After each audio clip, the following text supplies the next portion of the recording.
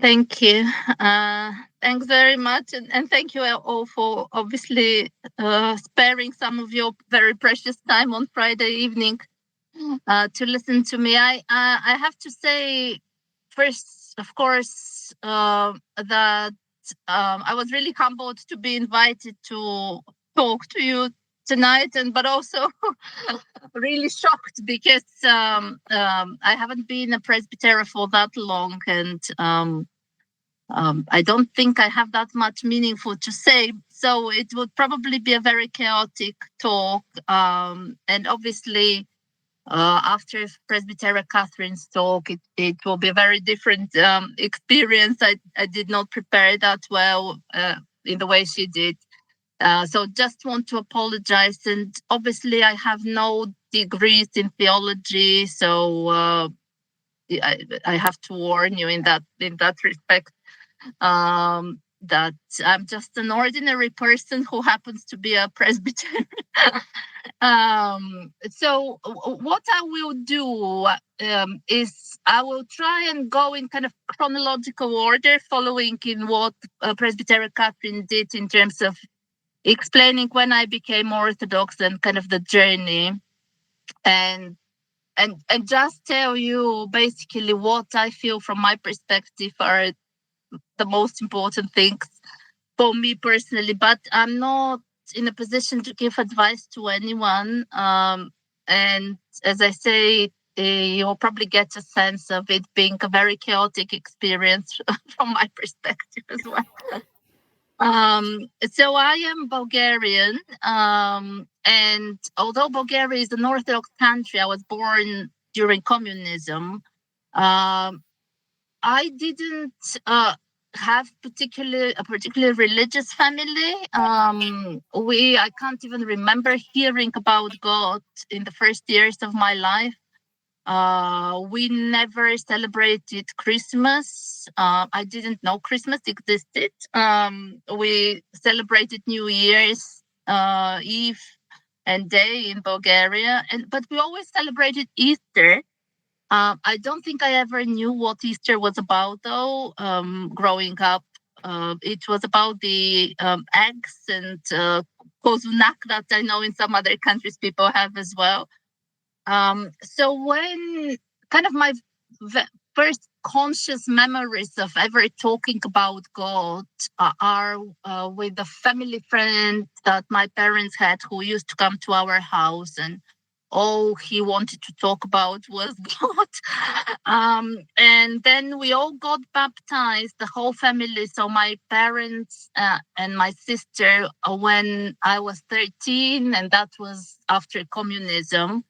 And obviously, our godmother was my father's cousin. Um, Again, I have no recollection of thinking about it, talking about it. I just remember that we all were baptized as a family. And from this point, my godmother started taking me to church, and my mom was coming with us as well. But I cannot also recollect whether we were going every Sunday or most Sundays until I got to the age of 15, and my grandfather died. And in a very, very childish way, I think I decided, because prior to that, when I was 11, my grandmother, the one whose name I carry and who very much looked after me as a child, passed away very young. So I think when he died very unexpectedly, in a very childish way, I decided that he has died so unexpectedly the day before my birthday because I wasn't going to church regularly.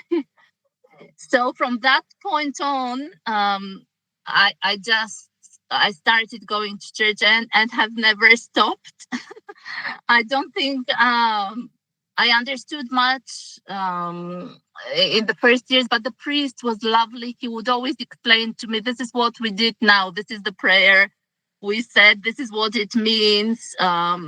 Church Slavonic is not particularly understandable for children, I don't think, even for adults, even though it's very close to Bulgarian. But he was always very kind. And there was also a family in church who were always there. They were singing, tidying up, etc., who tell me about fasting and all that. But there was no tradition, and unfortunately, this is still very much the case in many Bulgarian churches, for people to receive the Eucharist regularly. And in fact, I didn't know about confession. I don't think I ever went to confession or received communion growing up, basically as a teenager. So the time when I found out about communion and confession was when I later on became a journalist. I went to a boarding school in a different town, and then I went to the American University in Bulgaria and studied journalism there. And when I became a journalist, because at that point I got married very young at the age of 18, because I decided, Father John, who I met on the train, who wasn't a priest, of course, at the time, he's just the one. So therefore, the age of 18 is a perfectly fine age to get married. This is how I do things generally in life. And my parents just said yes, because they have been brought up in a very conservative way themselves, and they were very liberal to me and my sister as a result of that. It was when because he a few years later started studying theology himself. And in the newspaper that I worked for, which was a national daily newspaper, they knew that my husband was studying theology. So when a story came up about the church or any of the traditions, they would ask me to write about it. And this is how I got to find out. Although at that point, I was already attending church at least every Sunday, and for most of the main service, I didn't know anything about Orthodoxy, quite frankly. The sacraments really, it was through my work as a journalist and speaking to priests and bishops that I found out about Holy Communion. I found out about confession. I was really surprised. In fact, I remember saying to my editor, yes, confession is a thing in the Orthodox Church. And he said, are you sure? Is it not only the Catholics, which we have seen in movies, do it? No, I said to him, it is a thing. So we wrote articles about that in the newspaper. And this was kind of early 2000s. So although quite, you would think over a decade has passed since communism, there wasn't a lot of kind of proper education about that. And I think unfortunately, in many churches, this is still the case. I don't know whether the priests assume that people know about it or what it is, but yeah. So anyway, so when we came to the UK in 2006, we lived in Norwich because I did my MA studies there at the University of East Anglia in the European Union Media, Politics and Society. And I didn't know about Orthodoxy in the UK. I think even the word Orthodox in Bulgaria is not, the Bulgarian equivalent is very different. So I don't think I have thought much about it before we came. And I was thinking, what am I going to do now? The Bulgarian church is in London. London is very far from Norwich. How are we going to go to church? I can't even remember whether there was much information online. What we did in a very naive way, we went to one cathedral in Norwich, I think, and we just spoke to somebody there and said that we are Orthodox. And they said to us, you know what, there is an Orthodox church in Norwich. This is where it is. And I remember the first time I went, I cried because it was such an amazing experience to hear the liturgy in English, but also Father Patrick, who was also doing the parts in Church Slavonic, and to hear somebody who is British try and kind of say things in Church Slavonic was such. I mean, I couldn't believe it. And at that point, we had one child, our 6-year-old daughter. She was 6 when we came. And Father Patrick and Presbytera Mary were just absolutely amazing. They used to come to our house just to work individually with us. Basically from the beginning. It was a wonderful experience to see people so devoted to our spiritual journey. And I learned much more about Orthodoxy in that 1 year than we lived in Norwich than I have ever learned before.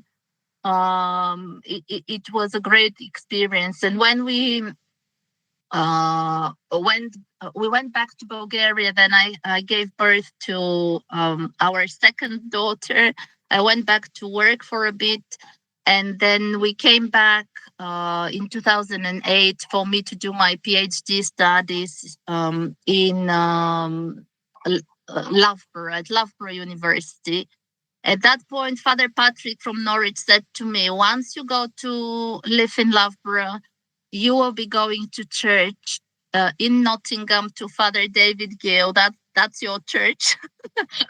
And I'm glad we listened because, again, it was amazing. At that point, they have had all sorts of difficulties, which I don't want to go into now. But they were absolutely brilliant. This is the first time in my life when I've seen what true humility is about in the face of Father David and the parishioners who were effectively kicked out of their premises of the church he has mainly bought with his own money. But they were all they saw that as an opportunity to build their community from scratch. And they saw that as a blessing. And I was like, I mean, I've worked as a journalist at that point for 6 years. I was in a very different environment, very competitive. People were fighting over everything, the tiniest space in the newspaper. And to see people think and act in this humble way for me was a lesson that I will never forget. So it was brilliant being part of that community one Sunday, because they had services twice a month, I think on the first and the third Sunday. So we would go there, and then on the second and fourth Sunday we would go to Derby to Father Daniel. They were part of different. The one in Nottingham was part of the Russian tradition. They've now joined our archdiocese. And the one in Derby is part of. I think they're still part of the Russian, the Russian church outside of Russia, I think. Which meant that they were following the old calendar, and in Nottingham it was new calendar. So it was interesting, but a lot of the people were the same. So many people in the choir were the same people, and again, wonderful communities. In both cases, Father David had in his own house, I can't quite remember whether it was once a month or more often, like a talk. It was absolutely wonderful. He's, I don't know whether anyone has met him, but he's a brilliant person, and with the calmest voice ever, and wisdom and everything. you want to get from a priest. I think he's a psychiatrist, and you could, when you go to confession, it's like you've gone to both a doctor, a spiritual and a physical doctor. Brilliant experience. But again, wonderful to have met all the converts that we met there, for lack of a better word, to see how people can be so dedicated and devoted to orthodoxy. And it has been absolutely amazing. So at that point, I was doing my PhD studies at Loughborough University. We had the two children at the end of my PhD studies. We had a third one, Jordan, our son. And I had my Viva in October 2011. And then in December, I started working at the University of Oxford, the Oxford Internet Institute. So one thing I have to say is that obviously I am working. I'm working full time as an academic now at the University of Liverpool, and I've always worked.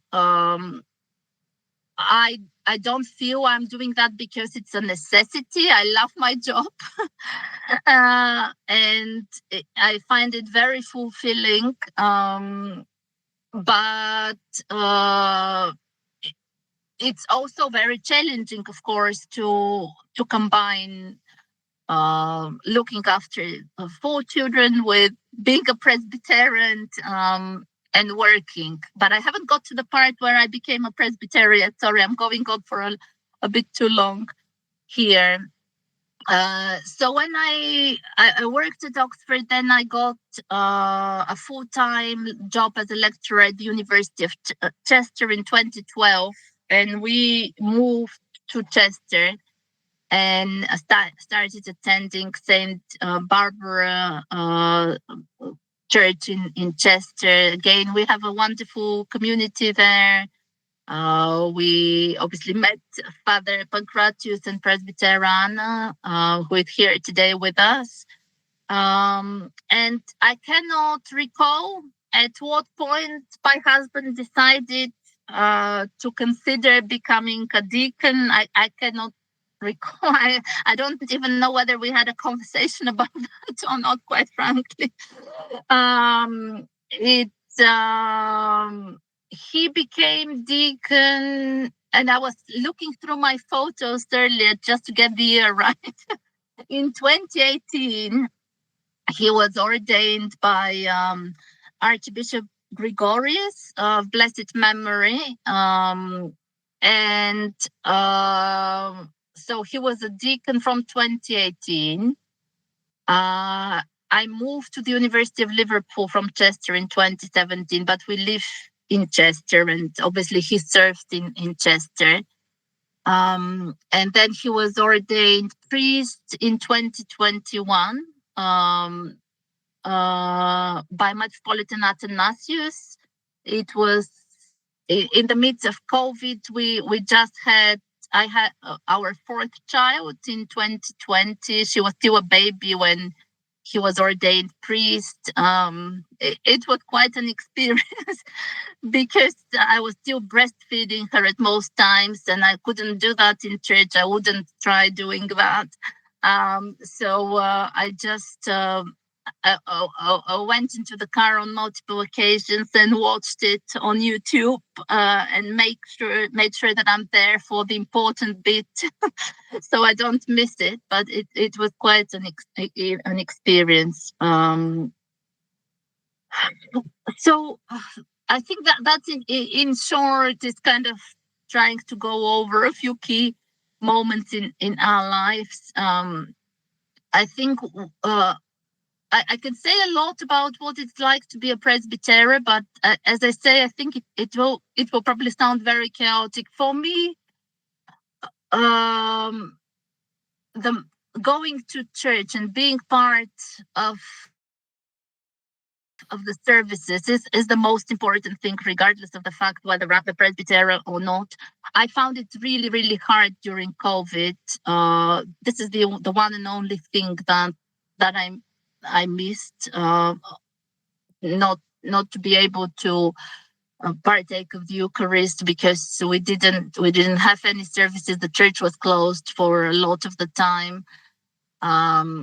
And I think one of the things that I always repeat to my children is don't ever stop going to church, because you know how they grow up and they start a life of their own, and you are not in control anymore of that. And I think if you are there and you are always in that hospital for your soul, you nothing can go wrong.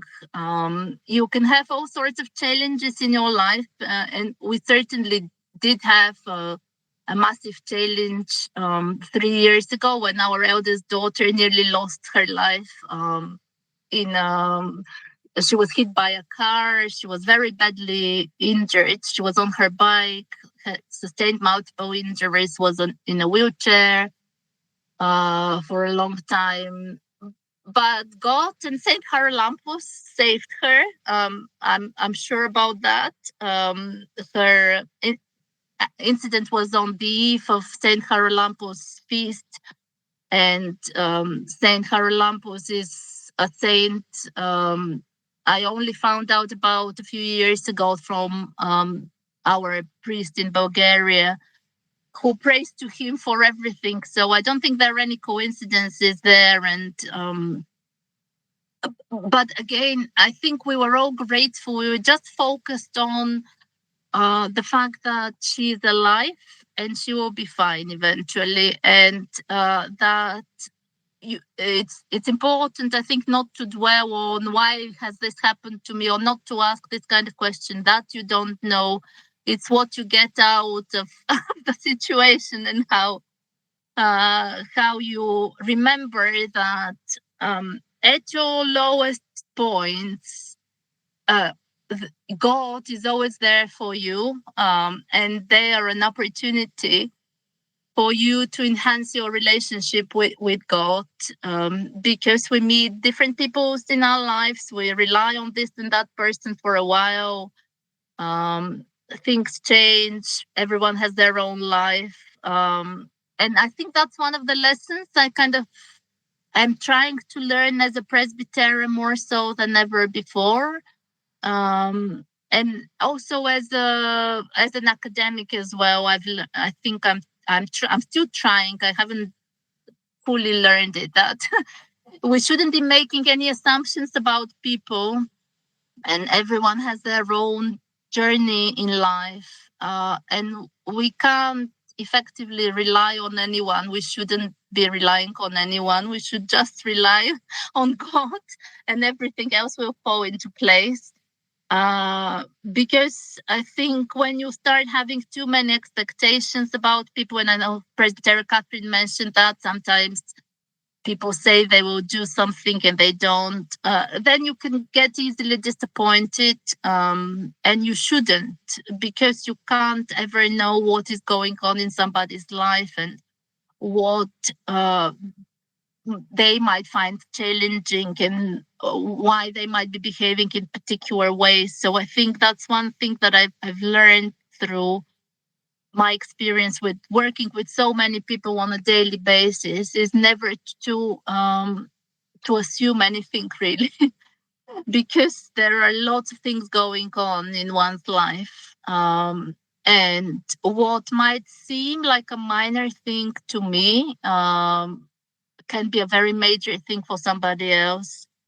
And I think that's why, for me, the most important thing is, and the thing I keep nagging my husband about, is as long as we have regular services, and as long as we try to honor most of the saints as much as we can. Of course, he works full time as well, so it's not that easy. Everything else will be fine. people will be coming, and we have seen so many new people come and convert to Orthodox in our church in the past few years. It's wonderful to see that. And we will eventually, do the one thing that keeps bugging me is that I love Byzantine chant, and we have no chanters in our church, and I cannot sing to save my life. And that's one of the things that, as a presbytera, you kind of, in a small parish like ours, you end up doing lots of things that are completely out of your comfort zone. I am now regularly attending online lessons on Byzantine chanting. I love Byzantine chanting. It makes such a difference to the services. And I dream of a day when we will have chanters in the church, and everything will be brilliant. We have people who are trying to learn at least the Apologitia for Sundays. They are doing a great job.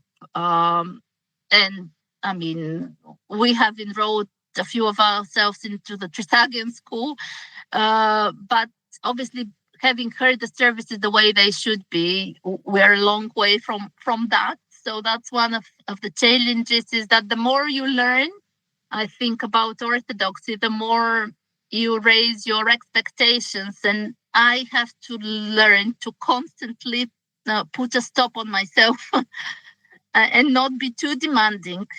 Because I think, as a person who works full time, has 4 children, I'm used at working at a very fast pace. Most people can't keep up with that. Father John cannot keep up with that. So we constantly have conversations about that. So I think one of the lessons for me is to try and appreciate that people work at a different pace, and obviously do things in a different way. And in that respect, it's very useful for me to listen to the Zoom talk from Essex Monastery every Sunday. A few weeks ago, you had a visiting monk from the US. I think he was the abbot of St. Tikhon's Monastery, if I'm not wrong. And he said something which I have now I'm challenging myself to remember to practice. I think somebody asked him what he does in cases when he faces challenges with some of the other monks or with people generally. And I think he said 3 words, basically: laugh, pray, don't fix. And it's not 3 words, it's 5 words, isn't it? But and I thought that is so important to remember. The first thing to remember is to love, and to love is so difficult. To laugh in the way in which they say we should laugh. And I reminded myself again just before this talk that, as they say in Corinthians, love bears all things, believes all things, hopes all things, endures all things, love never ends, does not insist on its own way, it is not irritable or resentful, it does not rejoice at wrong, but rejoices in the right. It is very hard to practice that in our daily lives, where I am very tempted to find fault with everyone and everything, to to demand things, to have expectations. But and I think in Orthodoxy, one of the things that I know in Bulgaria in particular, but also in other countries, that there is a radical wing where there is a lot of emphasis of what we are not about rather than what we are and should be about. And I think sometimes I'm listening And I'm thinking, where is the love in all that? Where is the love? And they say to me, but. And I'm saying there is no but to love. There shouldn't be a but. But this person does this and that. That person does this and that. There shouldn't be a but, I don't think. And then pray. Of course, the power of prayer is something that is completely inexplicable, and we often forget about it when we try to stay on top of things or to be to control things. I think if we just let God and the saints help us, it will be so much easier. And I think that's one of the things that I am trying to do more so than before.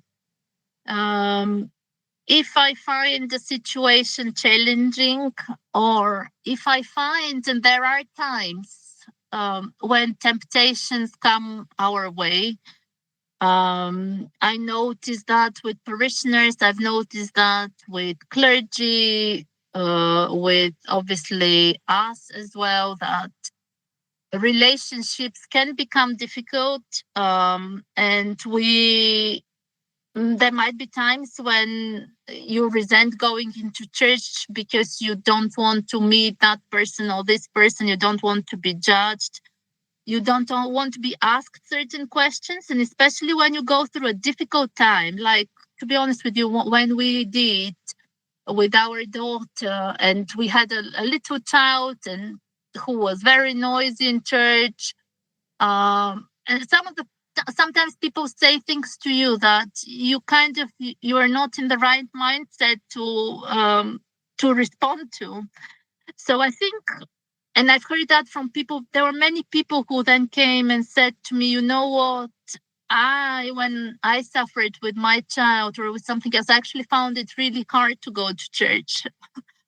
Um, I, I found it really hard because I was completely horrified that this particular person will approach me and will say something. And I think it is important to remember that these things are inevitable because we are all human. We don't always know how to respond. We don't always know how to say the right thing. We obviously live in a very individualistic society. Pride comes in the way a lot. But I think it's absolutely important to remember that should not stop us from going to church, because this is the hospital for our souls. The liturgy is heaven on earth. And the first time I heard that, I remember Father David saying it. I couldn't believe it. I thought, how can that be? My child is screaming in the background. I'm wondering how to keep them quiet and all that. How can that be? But I think now with time, I have such a longing for that I can understand. And I think it's important.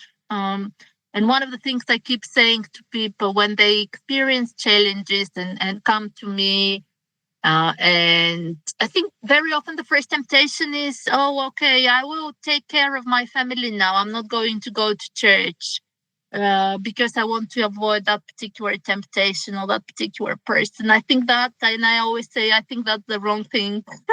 I think that the thing that we need to stick with is church, and receiving communion regularly. And then everything else will fall into place. And rather than talk to other people about that one person that is annoying us or is really a temptation for us, just pray for that person.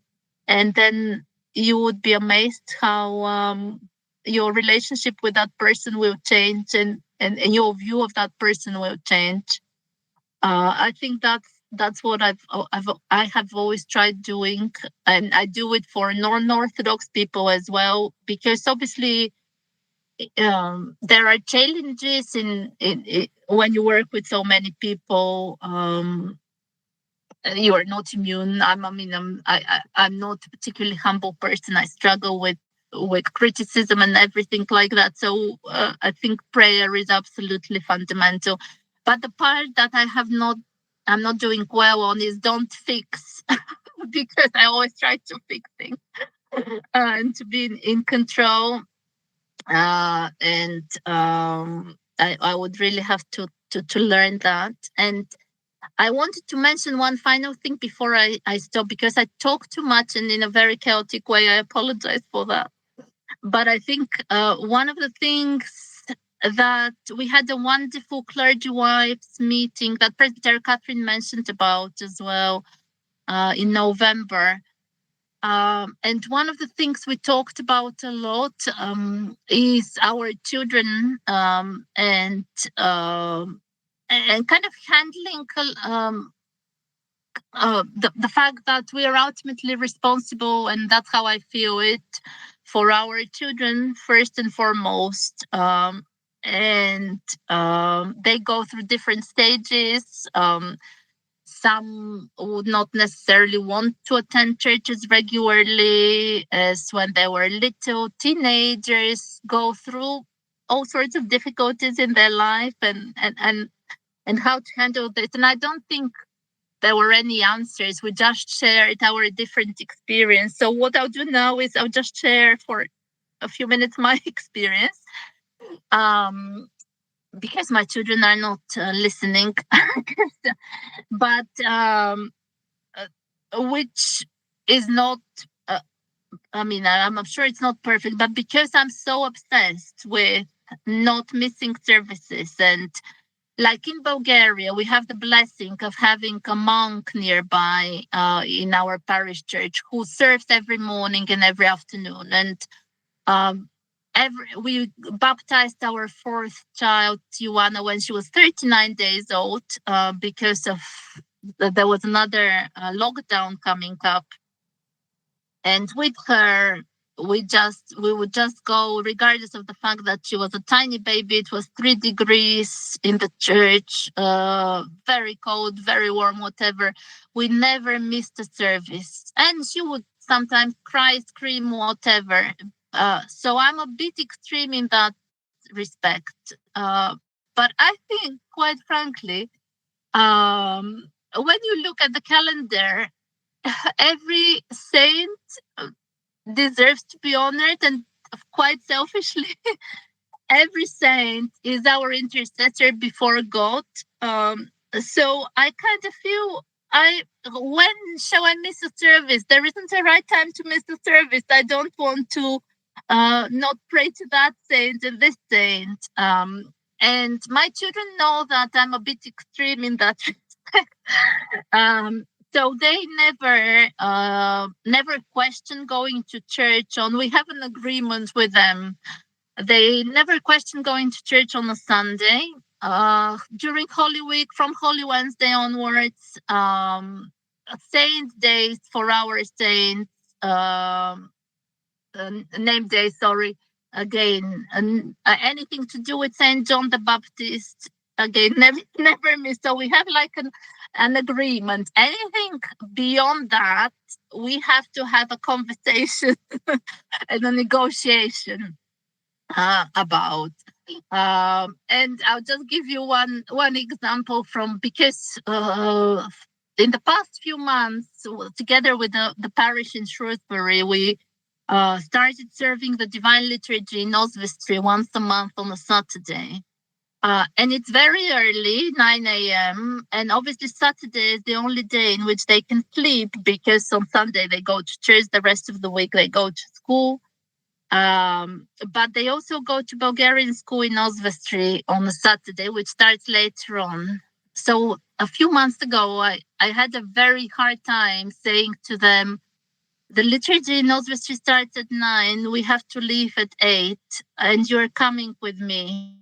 And they were, no, especially the teenagers, no, Mom, that's not fair. We have to sleep. It's our only opportunity. And I said to myself, I'm not even going to come up with logical or sensible arguments. I'll just honestly say to them, you have to, because I want to be part of that liturgy. And I feel I need that. So you have to do it for me. and, and they stopped arguing with me at that point. And the following month, no one said anything. They just woke up, came, and had a brilliant time. Because after that, we go to a very nice cafe. And my daughter was saying yesterday, Mom, I crave going to that particular cafe. They had a really good time there, but I am a bit extreme, and I know many other people are much more careful. And there was a time when it was difficult with our middle one having netball matches. She was playing in a few leagues in an NBA team. Some of them were on a Sunday. It was hard to strike this balance of, I kind of abandoned her for a very long time. Another mom was taking her to the matches. But at one point, I said to myself, I can't continue doing that. I have to go with her occasionally, just not right. And so we have to kind of negotiate to make sure that she doesn't miss too many liturgies. But yet she can still go. And that is one of a challenge that parents have a lot these days, because all the kind of the sports calendar and all the activities that children do, they kind of completely ignore the fact that Sunday should be a day for going to church. So that can be tricky. And in that sense, I'm probably not as strict. I mean, I will talk with them and see what their priorities are and how we can have the best of both worlds, I guess. And I will stop at that. I apologize. I didn't say anything meaningful here, just my random thoughts. Thank you very much. Indeed. Thank you very much. Very, very interesting indeed. And now I open the floor to questions.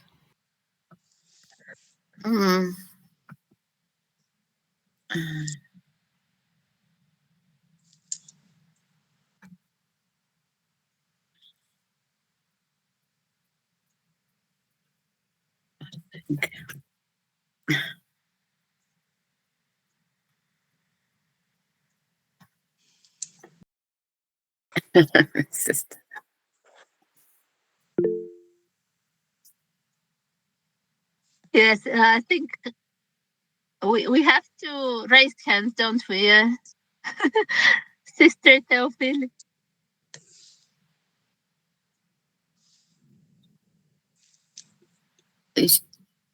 Sister, I think you have to unmute yourself. Got it. I worked out which of those things to hit. What about your academic work? Do you still do some? And are you trying to juggle all of that with the other things? Yes, sorry, I didn't barely mention that. Yeah, no, I am. I'm a reader in global journalism and media and associate dean global engagement in the School of the Arts at the University of Liverpool. I work full-time. My work also involves, obviously, apart from the teaching and the research that I do, I have written 4 books, a lot of journal articles, book chapters, and all that. But my work also involves a lot of foreign travel. I forgot to mention that. So there are, like last year, I went to Australia for 10 days, India for close to 2 weeks, Slovenia, I can't even remember where. So that is also a challenge, of course, because when I travel, Father John is on his own with the children, and all the responsibilities to do with church. And also, I have to say, we always go. I go with the children to Bulgaria for the summer. Yeah. And ever since he's been ordained as priest, I go with the children and spend Christmas in Bulgaria, and he stays in the UK. Right. We don't feel that I feel it's important that we spend Christmas in the way we have always spent it, with my parents, with his mom. The children have a brilliant time. We don't feel we are depriving ourselves from not spending Christmas together. We feel that that's what works for our family. And it's amazing how many people in our church, we have a wonderful community, step up and help during the time when we are away. And I know there are probably eyebrows raised about the Presbytera abandoning the priest for Christmas. But I feel for our family, it's much more important to spend the time, this precious time that we do. And in fact, we go to church more probably than we would in the UK. And have that time. My parents would not come to the UK for Christmas, that's for sure. And be together, and for them to have a normal life. And I say to them, look, if we are here, they wouldn't have the same experience, because for them, obviously, they have responsibilities as well to do with church. We would barely have any time as a family either. So that's and I think that's kind of some of the balance that we need to strike. But I think it's a huge privilege as well. It is a huge privilege to be in that position, and it's a huge blessing as well as a responsibility. So yeah. But no, my work is demanding, but also very rewarding. And in some respects, it's more flexible than other jobs as well, which is good. Yeah. Thank you. Thank you. Thank you very much. And I think, Imogen, did you have your hand up as well? Imogen, you're muted. You're muted. You're muted. Ah, there we are. I couldn't work out how to do it. I'm sorry. Yes, I didn't get either. There's so many things, Presbytera, that I would like to ask you based on family life and attending church with kids and all that stuff. Yeah, but I suppose if I had to distill it down to one question, I would ask you something about boundaries and as a priestly family, how you deal with that, because obviously you did say your children are your first responsibility, but you know, in other traditions, your role would be called matushka, meaning mother, and so suddenly you find yourself with 150 other children, effectively. You know, how do you manage that in your own life, in your own family life? I think that's a really massive issue for any priestly family, anybody really serving others, right? In any form has to come up against this really knotty question of where do we draw the boundaries? And I suppose maybe part of the answer is that they are not hard and fast and they change over time. But have you got any thoughts about that? Yeah, to be honest with you, this is something that I have probably not thought as much about as I should, because it was obviously because we were parishioners in that church before my husband became deacon and then priest. So we have become very close with some of the families. We are godparents for some of the children. We have celebrated lots of family occasions with some of these families, and I know President Catherine last week said it's very important to treat everyone equally, and I really thought about that, and I think it's inevitable that in our case there are some families that we have become, or I have become, closer to than others over the years for various reasons, as I say. and also because I'm rushing all the time as well. I very often have to rush after church to take Jordan to football or go there and here. I think that's one thing I need to work on, is to make sure that I am kind of available.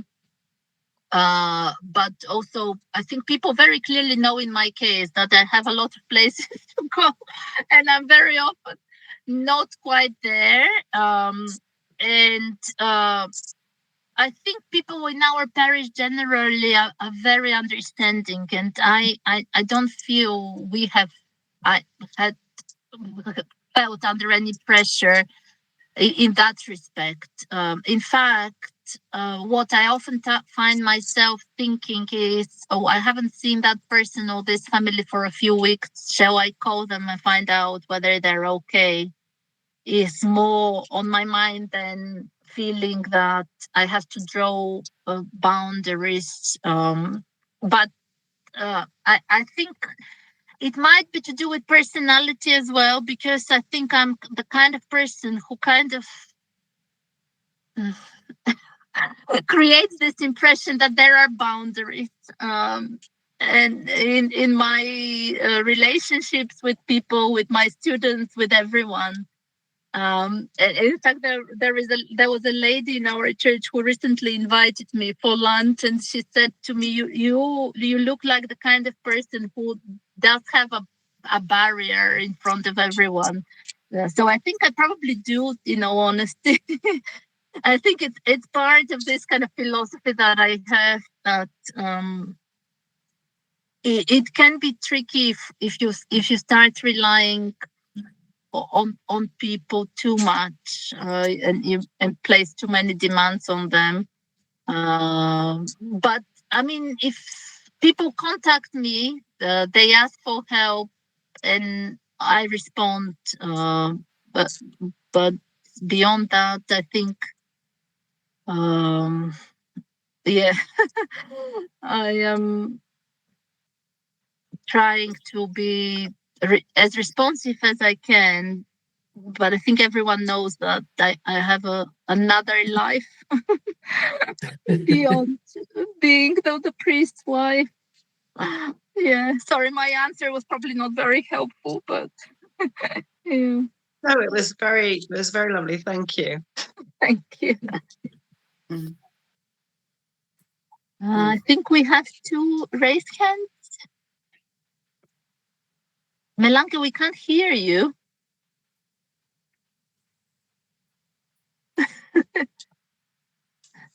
So, Georgetta, I think there's a raised hand, and that's Mike.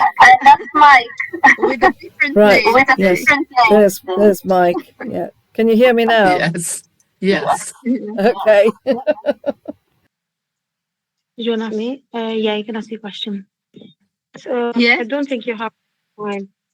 I don't think you have too much time. It's almost 9 o'clock. Okay, so ask your question. The question would be, what part of the, not the job, what do you call it? The role as a Presbyterian you like it most, and how can it fit in your Orthodoxy prayers? And I think it's a very big responsibility, and I don't know how can you cope with that. Yeah, I think the Orthodox side, it's very hard for somebody, or Orthodoxy is not the main religion. You're in Bulgaria, because I'm Romanian. I know it's more easy. Every 10 minutes you find a church, or in every place you hear people that are Orthodox. And people that became new Orthodox, they are Orthodox, they are great parents. It's a totally different feeling. And we live in the communist time as Orthodox. But what saved us of Orthodoxy? And until now, and from now on, what will save us? Jesus Christ in Orthodoxy. But I don't know how you cope. You are younger, and there is all the best. And it's a big responsibility on you and on your children to keep the flag of Orthodoxy alive. And that is people they should pray for you. Yeah. Thank you for your question. I think the part that I most enjoy is really the privilege to be able to be part of the services, and in fact not to have much choice. I mean, in terms of like on Sunday, I would probably be very late if I didn't know now that we have to definitely be there for Matins from the start. And there was, I remember there was one baptism one week when I was just thinking the people were, it was getting really late. They were not coming. And I had a child waiting for me. I was still breastfeeding her. But then when it started and I started listening to the prayers, I thought actually it's such a privilege to be part of that.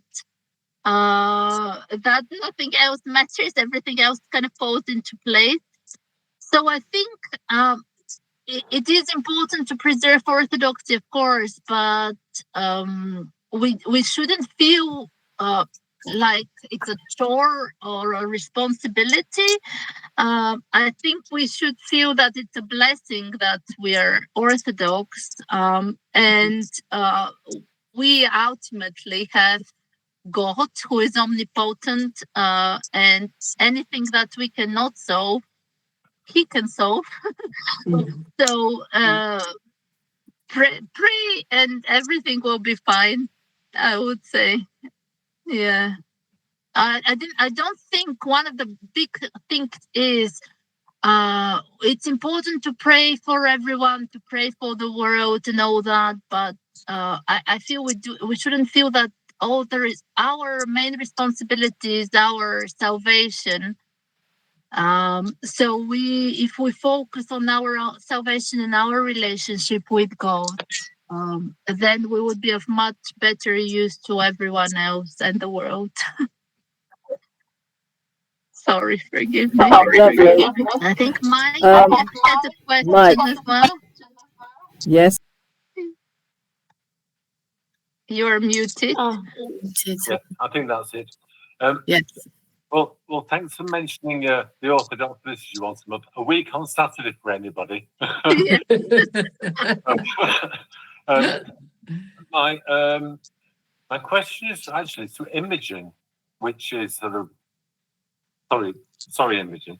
I know you may be facing. You may well be sorry, Mike.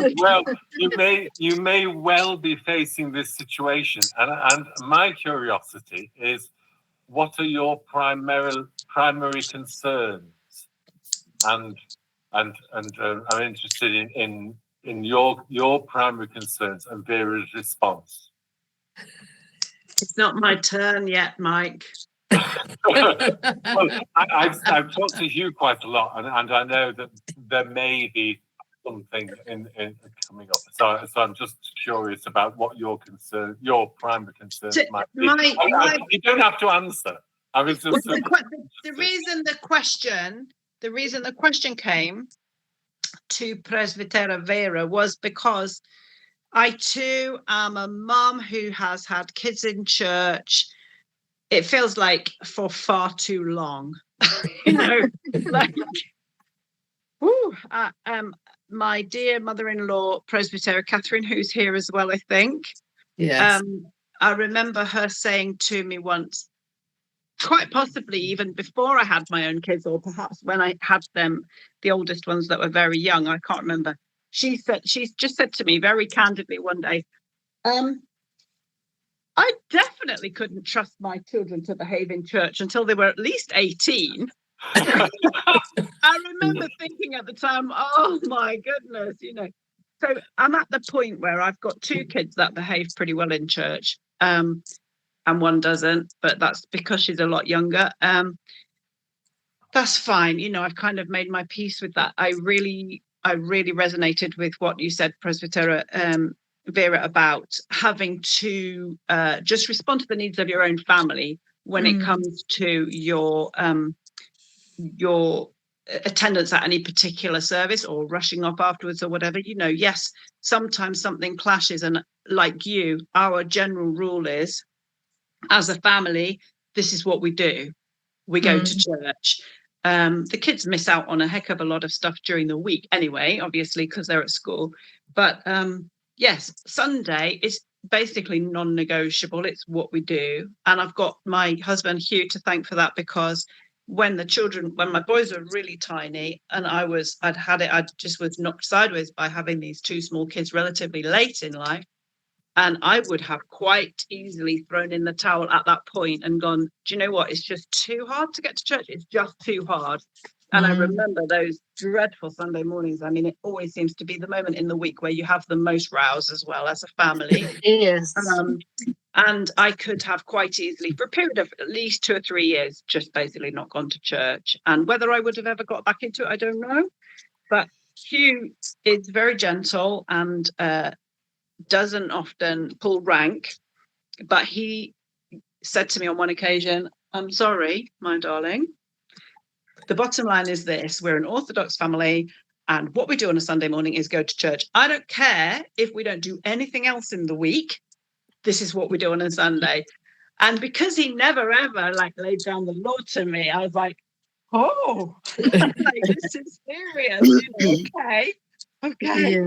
And I'm so grateful that he did that, because, that was important for us. And since then, it's been totally the rule. That's it. We go to church on Sunday morning, unless we're sick. There has to be a really good reason. Yeah. The rest of it, with my teens, the rest of it is up for negotiation. They don't usually come with us on a Saturday evening. No, mine don't. Yeah. Yeah. And I feel like that has to be okay. And there's different periods, there's different seasons. And if they're around on a Wednesday, it was we have a Wednesday liturgy in our parish as well. And it was a beautiful thing for us this week, because 4 of us out of 5 were there, which was amazing, because it was the half-term holiday and so on and so forth. And that was really lovely, but very unusual. Yes. And And I'm glad you mentioned that, because I should have spoken more about that. It is very tricky. And it's even trickier when you are the priest's wife and your child is screaming, running around, making a huge fuss. And I'll just mention 2 cases when it was, in your own parish, fair enough, people are used to it, but there have been cases when it has been well and truly embarrassing. And one time it was when Patriarch Bartholomew came to London. And that was a very difficult time for us. This was the first time when we traveled with our eldest. She was still, in quite a state. So we all made an effort. All of us picked up the children early from school at lunchtime, traveled in massive traffic, were there on time. I was so happy. It was such a relief. With Father Pancratius and Presbytera. We got there on time for the service. Ioana was little, but she was quiet, all very quiet. But what gave out in the beginning was kourabia, the kind of the Greek cookies in cellophane. And Ioana just moved with this thing. It made the tiniest noise ever. And there was a Greek lady behind us who just looked at me, told me something in Greek, which I couldn't understand, but it was quite clear that she was just saying, get out of here with this child. When you if you are truly humble, you will thank God for the experience. But then there is a part of you which thinks, oh, honestly, is that how we treat children? And so I went outside by the door, pondering on all that and the whole experience, and thinking, can people just for once put themselves in my shoes or anyone's shoes? They don't know myself. And at that point, the patriarch came out with the whole delegation, and he just stopped and played with Ioana by the door. And I thought, this is such a wonderful kind of example, really. And it wasn't the first time that this happened. Same in Bulgaria. In Bulgaria, it's so tricky with the child in church. And we were one time with the Archbishop there, who is now the Patriarch. And again, I mean, she moved, somebody straight away looked at us and was basically, get out of here. And then the priest told me later, you know, at that point in time, the Archbishop was actually talking about the importance of having children in church. So this lady, she wasn't even listening. But she kind of thought, and these are the kind of things which are very difficult, because as you say, you first of all wake up, you can barely get them out of bed, you are running late, you are trying to be calm and peaceful, but then you kind of feel like shouting because everyone knows we need to leave, but they're not ready. And then you get to church and something like that happens, and it's a struggle. But I think we have all heard that, haven't we? I think it was Metropolitan Anthony who had said once, when somebody complained to him about a child or children being very noisy in church, he said something along the lines, I don't know whether it was him or somebody else, I don't want to misquote. Well, somebody said, I cannot pray, they're too noisy. And he responded, well, you're clearly not praying. So I think that kind of sums it up. And children should be in church, and they are a pleasure to be there, and that's more important than anything else. Righty-ho, one more question. I think that's Val. She's had her hand up for a long time.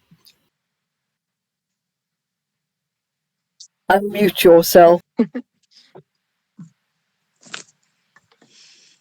Right, it's not really a question. I just wanted to come and say, as the previous Presbytera of Chester, we remember so well, Presbytera, the very first time you and your lovely family came to church at St. Barbara's, and it was a weekday during Lent. Jordan was very little. And having seen you and Father John progress through the years as a member of the congregation, and now moving on to where you are now, how lucky and how blessed St. Barbara's is to have you and Father John leading St. Barbara's. And Father Pancratius and I feel very blessed to know that, if you like, we've handed over to people who are going to take St. Barbara's onwards and upwards. That's it, really. Oh, thank you very much for your kind words. And obviously, thank you, of course, for all the great work. It's a wonderful parish that we have in Chester.